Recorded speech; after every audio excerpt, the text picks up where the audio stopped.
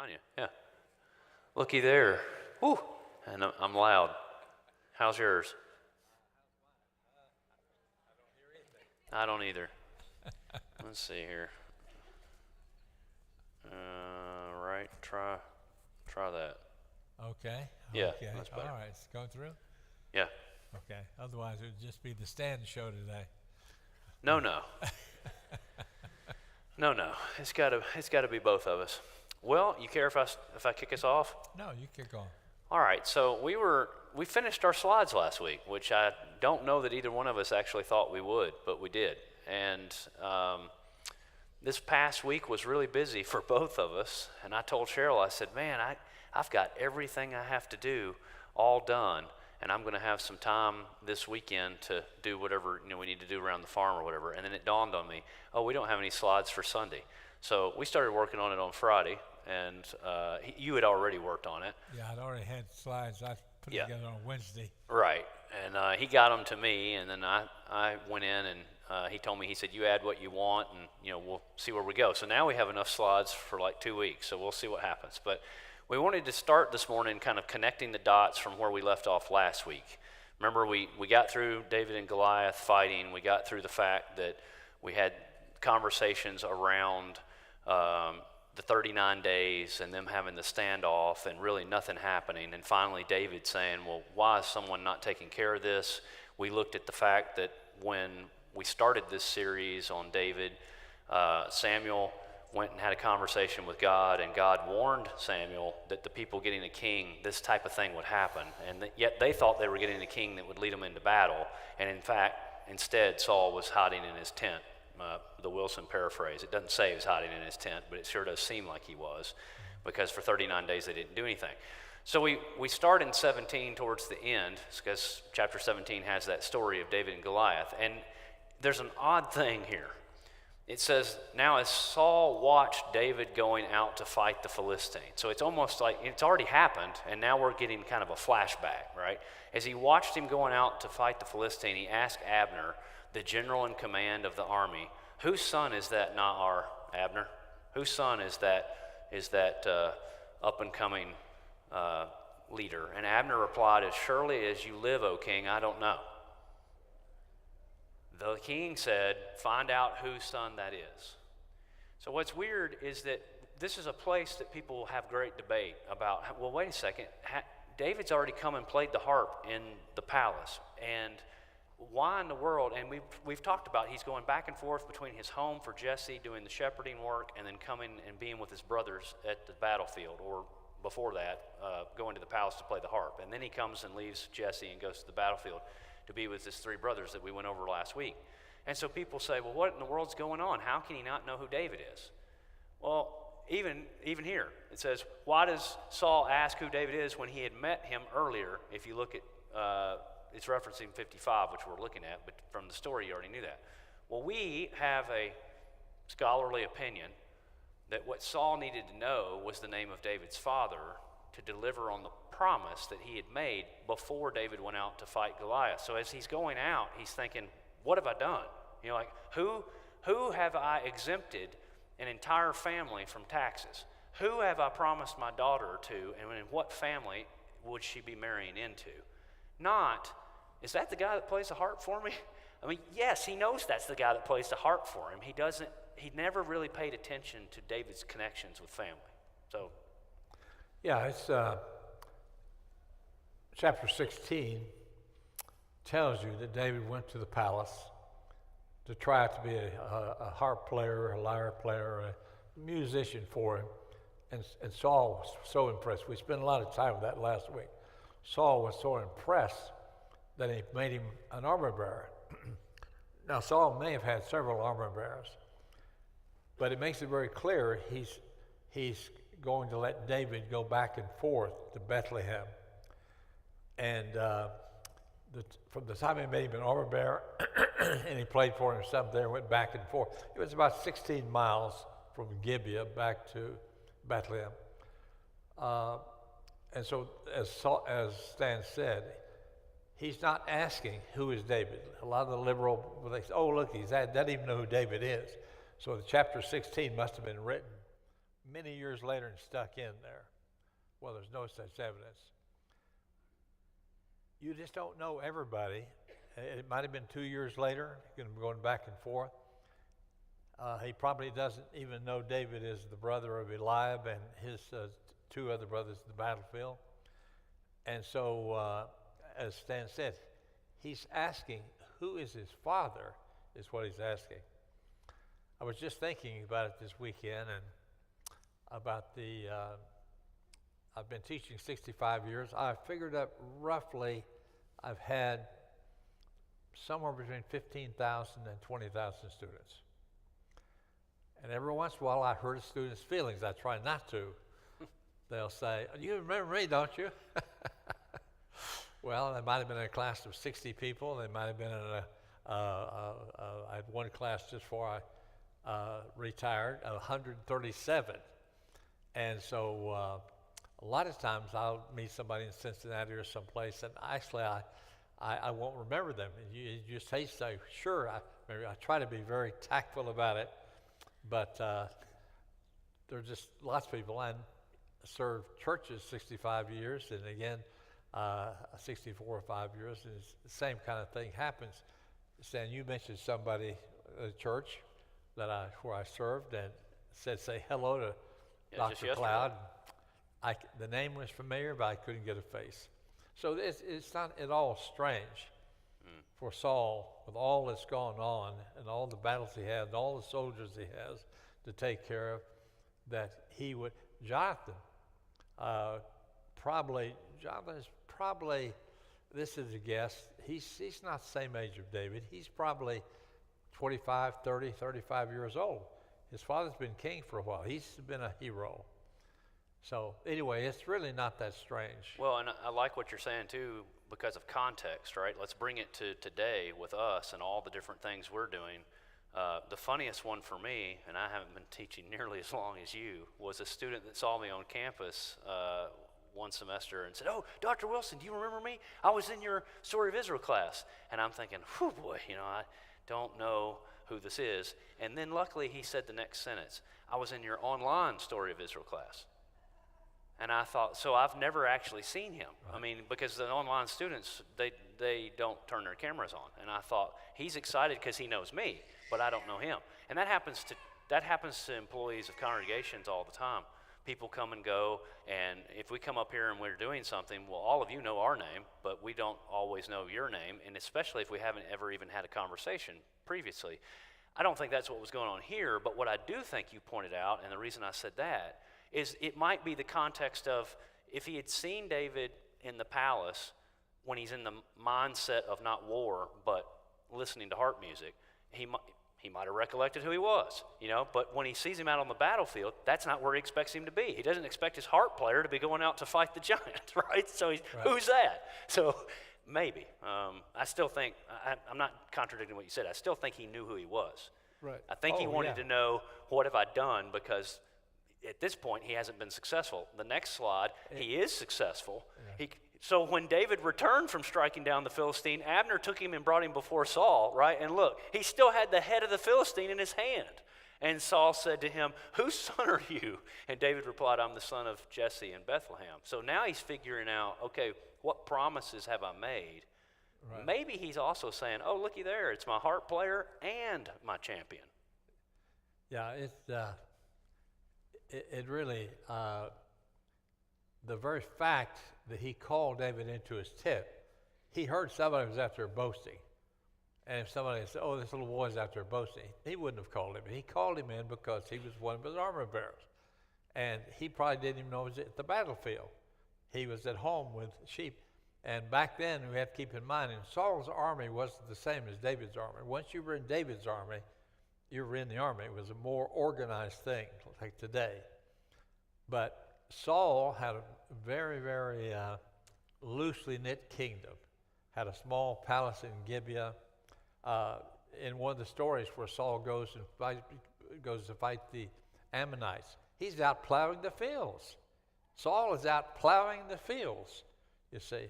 So it was a very rustic kingdom. Now this is several years later when this happened, but still it's not organized like later David will have a real organized palace and everything, and Solomon will follow with that.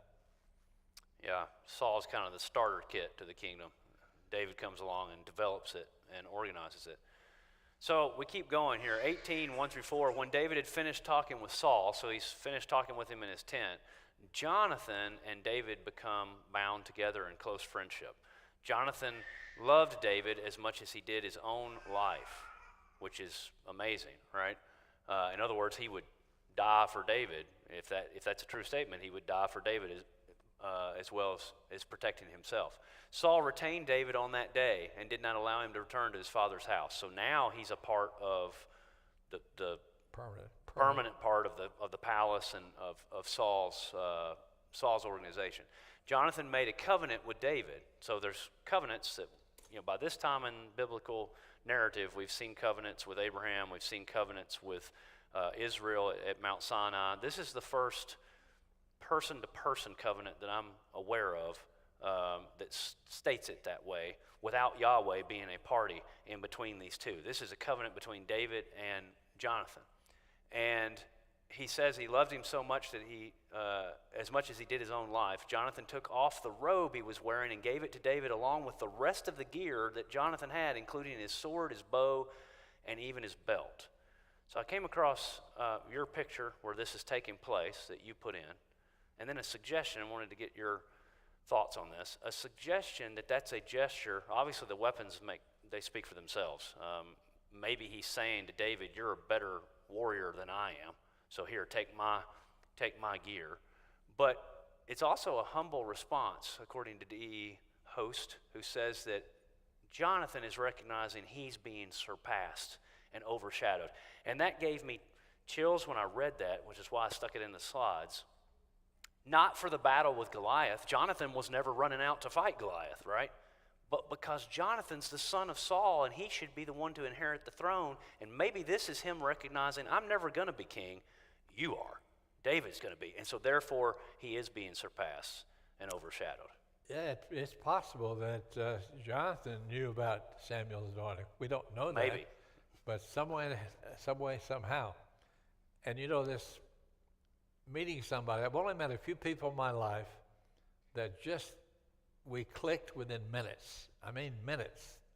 There's just a handful of people. There's one right there. Juanita? Juanita, yeah. Well, we didn't exactly click. She hid for 3 months. My old roommate, Paul Dunkelberger, whose father was the editor of the Banner and elder at Madison.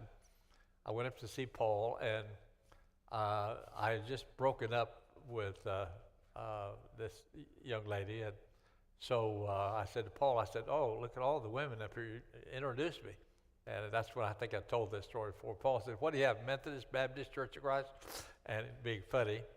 And anyway, then he and another Lipscomb grad said, if we were free, well, she got out of there, and I didn't see her that day. Kept coming up to try to meet her. It took 3 months to finally get her cornered. And anyway, finally did get her cornered, and she said yes. But anyway, there was a young man came to Lipscomb, student named Dan Spann. I think I was a junior at the time, and Dan was a freshman. And it was just like in minutes we bonded and stayed friends, just bonded. And talk about forgetting somebody's name. What's your uncle's name great uncle in Florida that I stayed with? Jay. Uncle Jay, yeah. And last name is? Baker. Baker, of course. And so anyway, went on a campaign with Ashwood Church of Christ. We took 35 Lipscomb students and people from the youth members from the Ashwood congregation, and went down and walked in Jay's house, and we bonded the same way. So I was there all week long doing a gospel meeting, but it was unbelievable how in just minutes. Well, there's few of those things happen like that, and this is what happened in this story. Jonathan may have seen David around, but he was an armor bearer. Jonathan was a hero at Michmash, king's son, crown prince. So anyway, it's not strange to me to see this binding like that. Excellent. So we keep going in 18. On every mission on which Saul sent him, being David, because he's now attached him permanently to his company, David achieved success. So Saul appointed him over the men of war. So clearly, back to last week's conversation, some time has gone by, right? 1 or 2 years we'll maybe say, but not 10 or 15. So it can't be a little kid that is now having all the men of war report to him. This is an interesting statement. This pleased not only the army, but it also pleased Saul's servants.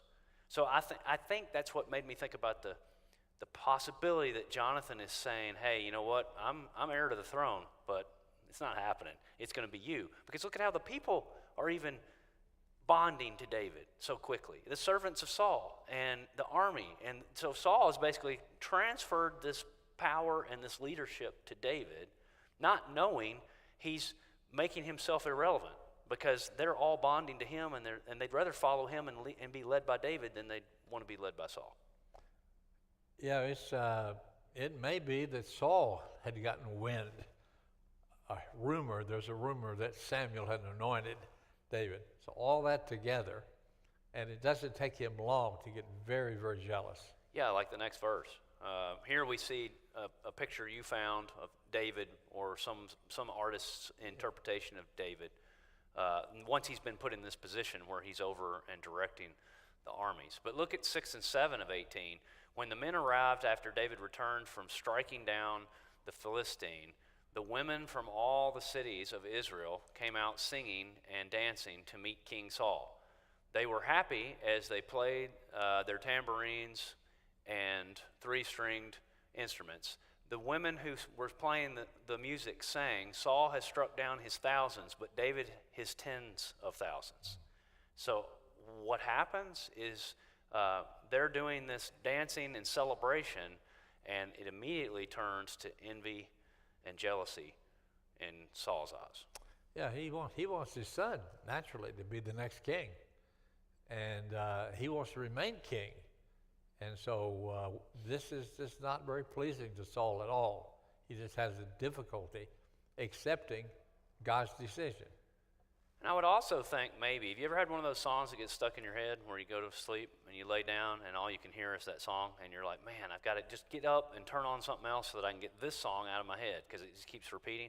I bet that's what happened with the women singing, Saul's killed his thousands, but David's killed his tens of thousands, is he can't get it out of his head. It's just something he keeps hearing because it's detrimental to his ego. Right. King Herod Antipas, rather, the one that cut off the head of John the Baptist, got upset when he heard Jesus was coming to preach, and things he kept hearing. And the text says, most translations say, and so Herod said, and John the Baptist is risen from the dead. But the text, the Greek word there, said, is not just a one-time thing. What the Greek word means is he kept repeating. He kept repeating. And some of the versions said he said it again and again, over and over. It's the Greek imperfect. So he was just obsessed with this idea. When he heard Jesus is preaching, and remember what things that John said, he said, oh, John's risen from the dead. He didn't just say it one time and stop. And sometimes the Greek and Hebrew verbs indicate that somebody is obsessed with something and repeat it over and over. Yeah, and you would think a singing with tambourines and stringed instruments isn't going to be just those words and then they're done. Yeah. It's going to be some sort of melody or something that lasts for a little bit. But what happens is Saul starts comparing himself to David, or vice versa, however you want to look at it. And I thought this was interesting. It mentions 1 Samuel 18, verse 6 and 7. It also mentions 1 Corinthians 7:17, and I went and looked that up, and I thought about trying to scratch that one out because I don't think it's exactly the same thing. But nonetheless, comparison will kill your joy. You know, if I get sucked into, I hear somebody say, well, I really like so-and-so's teaching a whole lot, and I think, well, what about mine? You know, and then if I start comparing to that person, well, I've got to teach like them in order for people to like me. Well, do that exponentially times 10 is what Saul's doing. You know, he's seen this. I just can't imagine the momentum that would have been behind David after killing Goliath. You know, nobody knew who he was, but everybody knows about the giant, you know, and then, oh, well, who killed him? Well, David did. And then now he's been placed over the men, and now even the servants like David, and everything David touches is successful. And there's these victory songs about David doing more than Saul, and it's just hammering on Saul over and over and over again of how good David is. And he's had his joy zapped for sure. Right. Oh, here's the 1 Corinthians 7:17a. So nevertheless, as the Lord has assigned to each one, as God has called each person, so must he live. Only reason I said I thought about taking it out is that's generalized, right? Anybody can take that and kind of massage it a little bit and say, well, God gives certain assignments to everybody and just stay in your lane. You could use it that way, but I don't think it compares exactly what's going on here, unless we were to just turn it around and say Saul's not staying in his own lane. He's definitely got a problem emotionally and level-headed thinking because of David. Much more so than God equips some of us to be drivers and some of us to be farmers and some of us to be rocket scientists. That's not how Saul was thinking. Yeah, when I was thinking, I always try to think about what do we have in archaeology that can help us. There are 2 Assyrian monuments with pictures on them. One of the Assyrian monuments is at a city called Lachish, and these Assyrian soldiers have their slings, and they're all slinging at the same time. And that was one of them.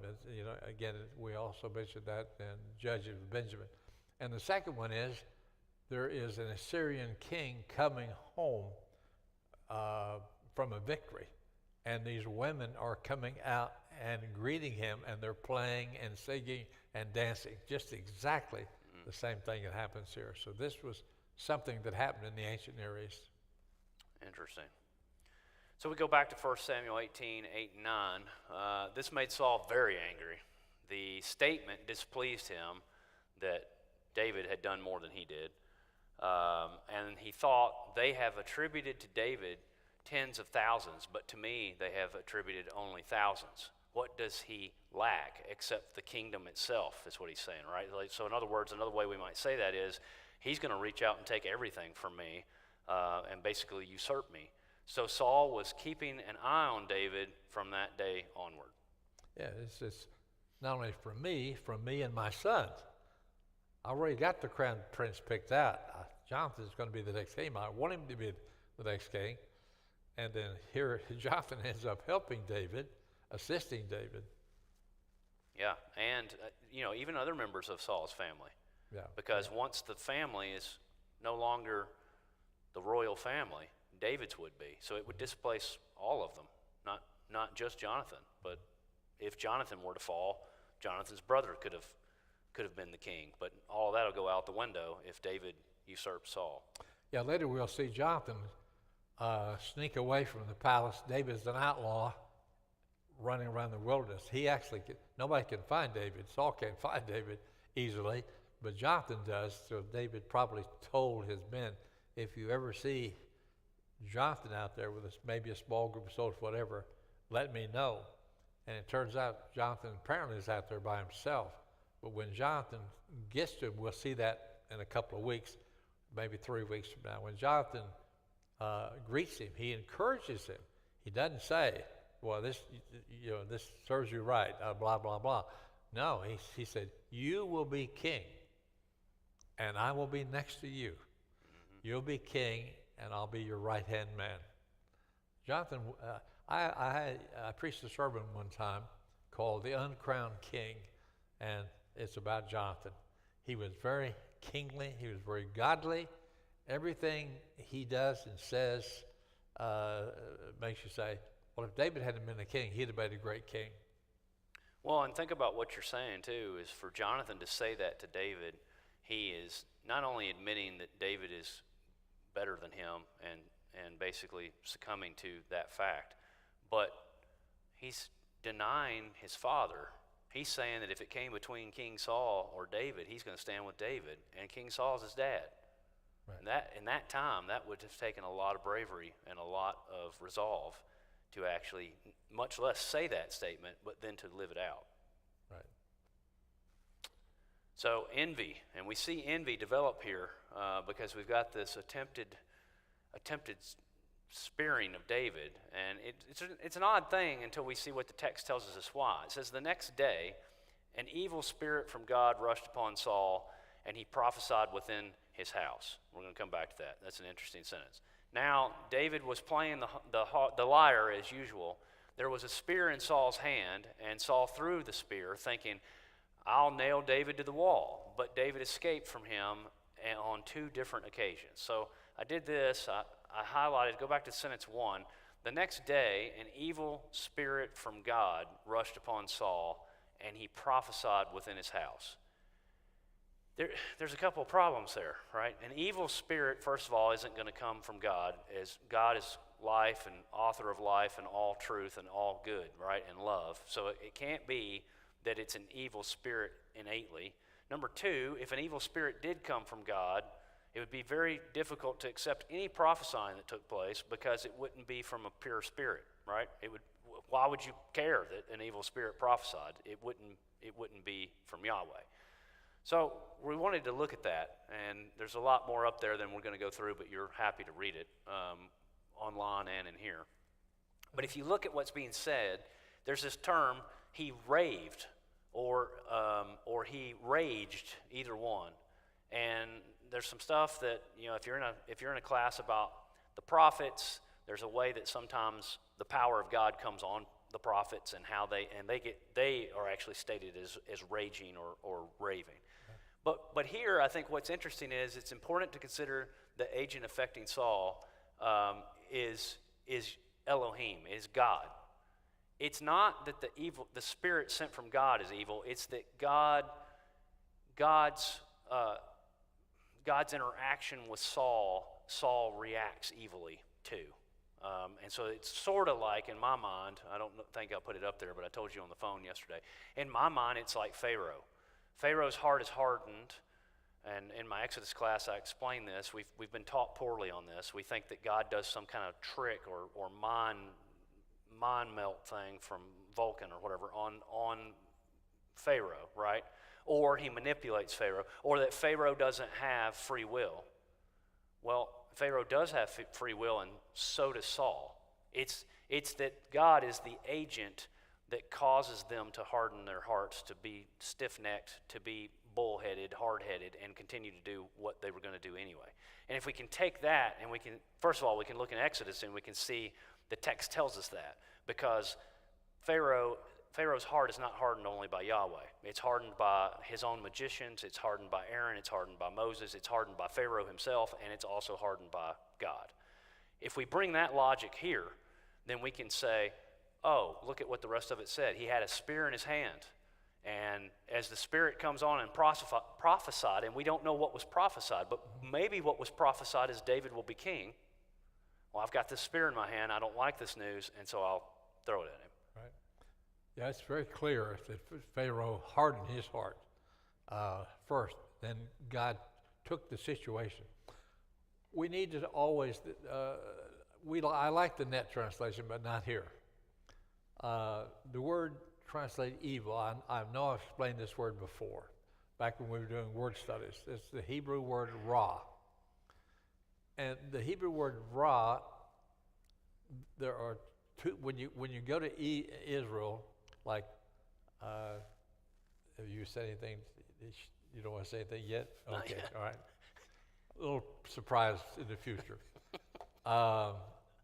Anyway, when we go to Israel, we always taught the people how to say good morning, boker tov, good evening, and so the word good is a very positive word.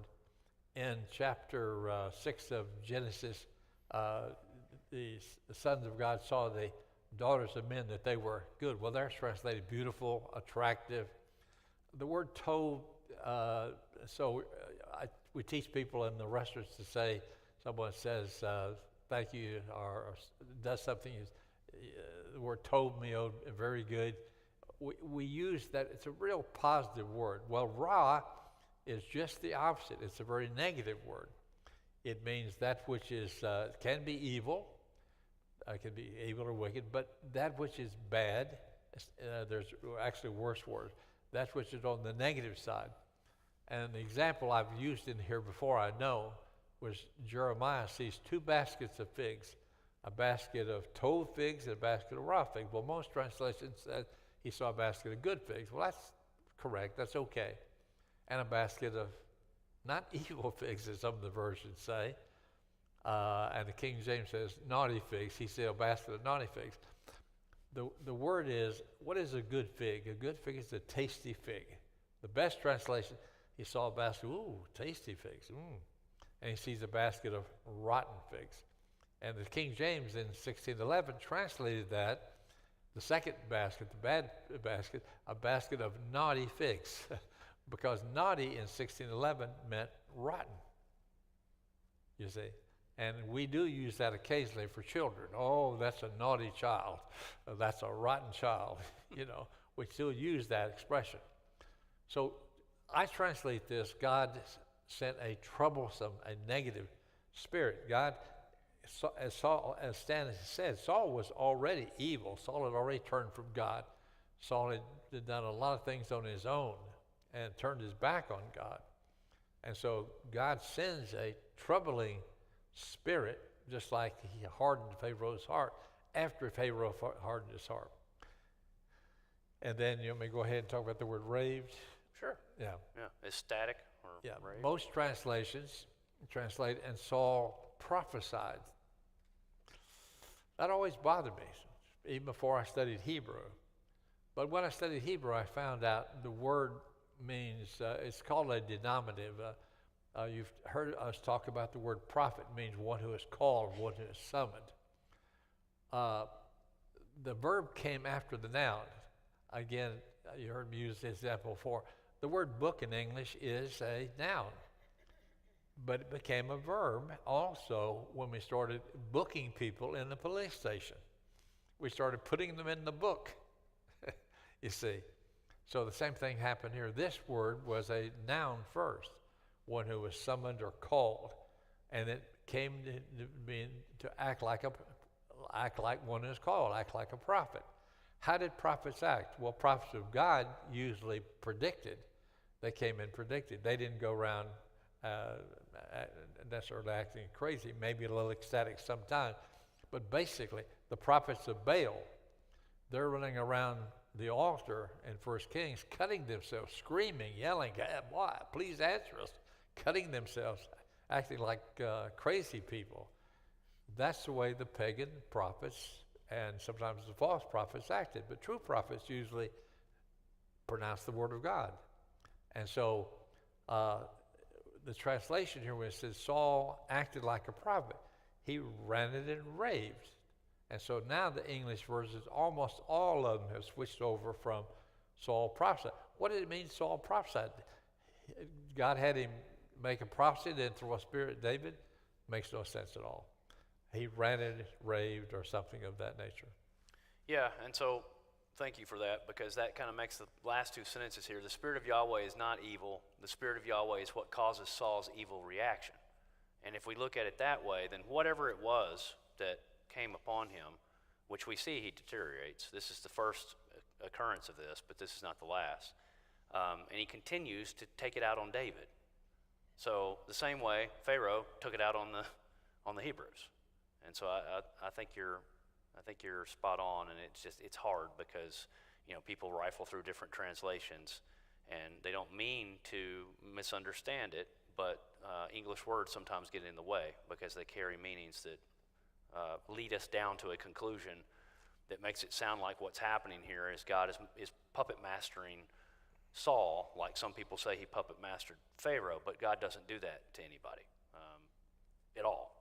So, but he does throw the spear, and we had some colorful renditions of what that might have looked like.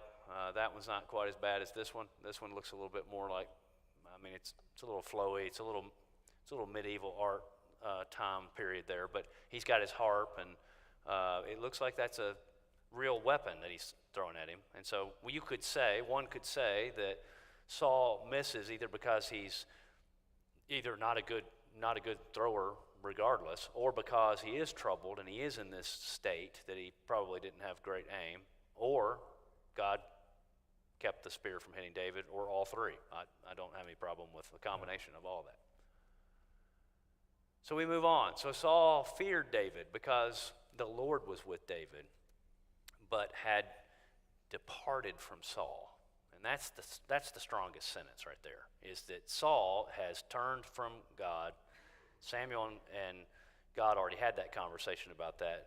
God has chosen another to be anointed, which is David. And now, clearly, we just get this statement that he even recognizes that Yahweh is with David, but not with him. Saul removed David from his presence and made him a commanding officer, which is also interesting. We're going to see that that's sort of on purpose. Let's put him in more perilous positions. Let's put him in more places that I could get rid of him by promoting him. So he promotes him to a commanding officer so that he'll be out there in more battles. David led the army out to battle and back. Now David achieved success in all that he did, for Yahweh was with him. When Saul saw how very successful David was, he was afraid of him. But all of Israel and Judah loved David, and for he was the one leading them out to battle and back. So there's the phrase of what Saul did not do for the 39 days against Goliath that they wanted a human king to do for them, and now they're recognizing, hey, David's actually doing it. He is leading us out into battle and coming back, and we're winning. Yeah, I encourage people to go to Bible Gateway, to Bible Hub, and compare translations. If you look at enough translations, you can pick up some of these points. You know, it's obvious that everybody can't read Greek and Hebrew. And so you can do that. So I happened to do that here. I was looking through this, and I was flipping through to see how the different versions use it. And my most disappointed one was the New Living Translation, which is one of the better paraphrases. It says, Saul banned David from the palace. He banned David. No. Everybody would have known that. And I think the reason I tried to find pictures, and maybe you did the same thing, where nobody was in the picture. Some of the pictures had people standing around watching this going on. No, Saul wouldn't be trying to kill David in front of witnesses at all. Right. But anyway, the main thing is Saul, as Stan has said, Saul wanted to put him in the most dangerous situations he could put him in, and let the Philistines kill him, let somebody else kill him, and that way nobody will be mad at me, because you can't win. If he had killed David himself, he'd had a lot of his own people angry at him. Which is foreshadowing for what David does later that we'll talk about eventually. But back to Bible Hub and Bible Gateway for a second. Yes, I'm glad you brought that up. And there's something you need to know. If you want to do the niftiest feature of it, and of course they're free sites, you don't have to pay anything. Put in one verse. Put in just 1 Samuel 18:12, for example, and then a new option pops up that says compare this verse in all English translations, and it just goes whoosh, right up your screen, and you can look down and see how many of them say evil, or how many of them say troubling, or how many of them say this, or how many of them say that. If you put more than one verse, it won't give you that option. It can't do multiple verses, so you have to crawl through one verse at a time.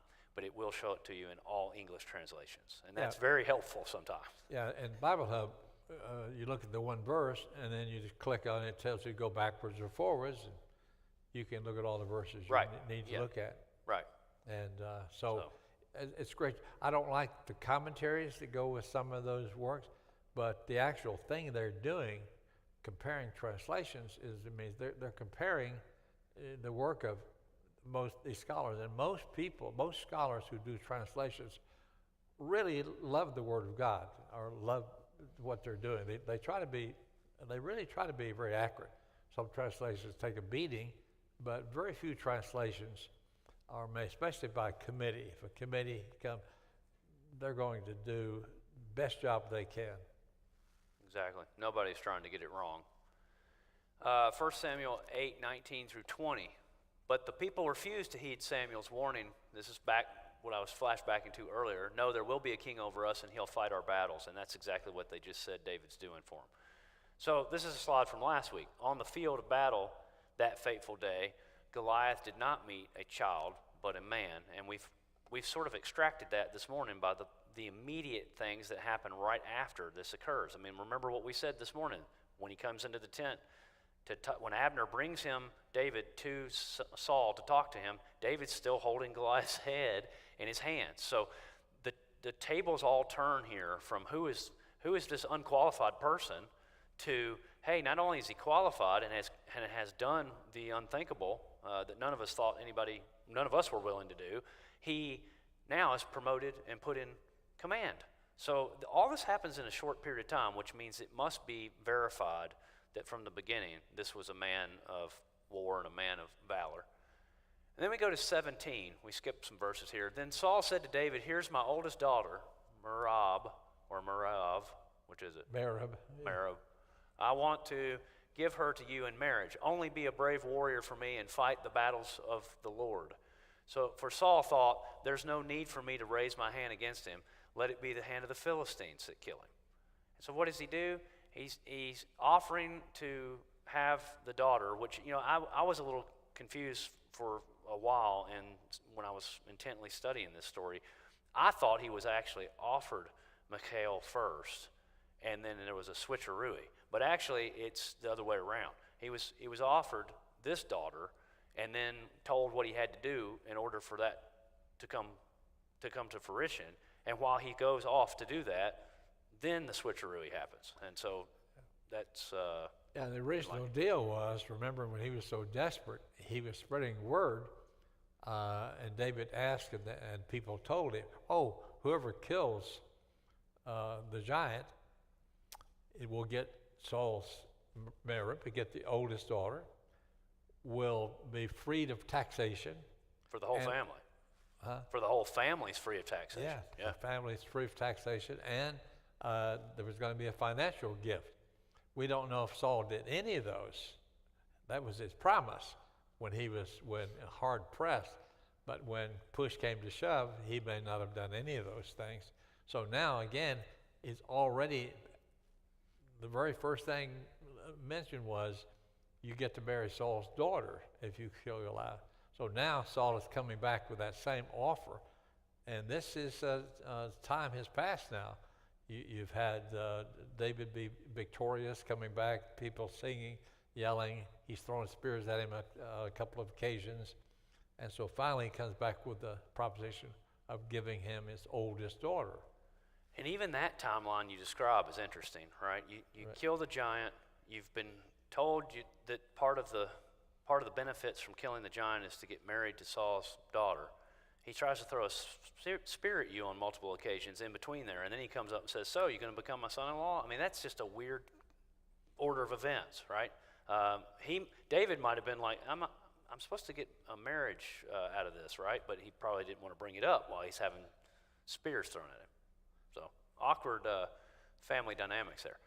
So David said to Saul, who am I? Who are my relatives or the clan of my father in Israel that I should become the king's son-in-law?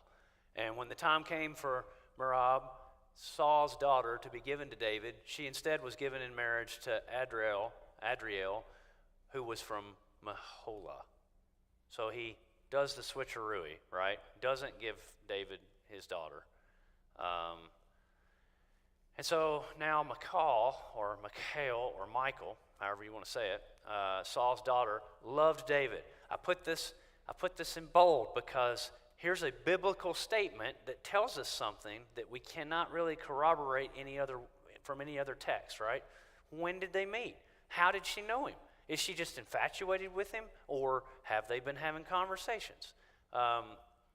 So we'll look at that in just a second, and we'll probably have to end there. When they told Saul about this, it pleased him.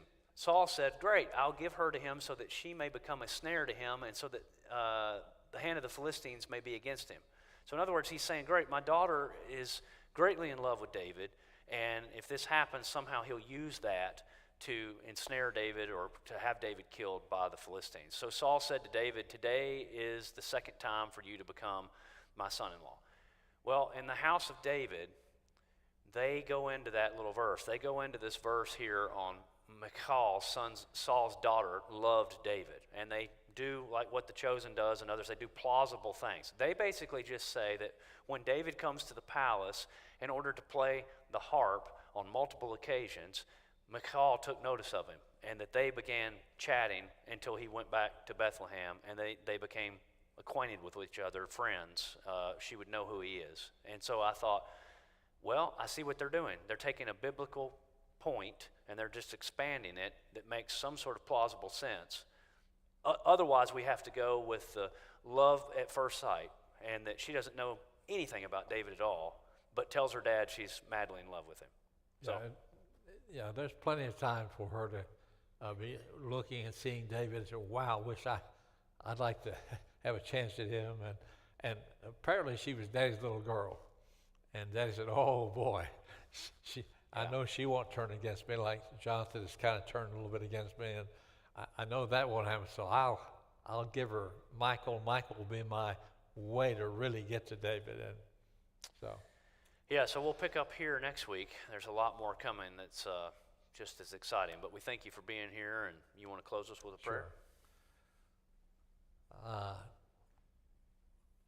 Father, our God, and divine Jesus, and the divine Holy Spirit, we come before you with our words of prayer and thanksgiving for all that is done for us by the Father, the Son, and the Spirit. Again, Father, we can't help but thank you for your holy scriptures that you've provided us with, that really shows us the nature of the Godhead. Bless us, bless these lessons. In Jesus' name, amen. Amen. Everybody have a wonderful day. Enjoy the summer round 3 or whatever we're having today. And you can put that in your office or wherever you want to put it.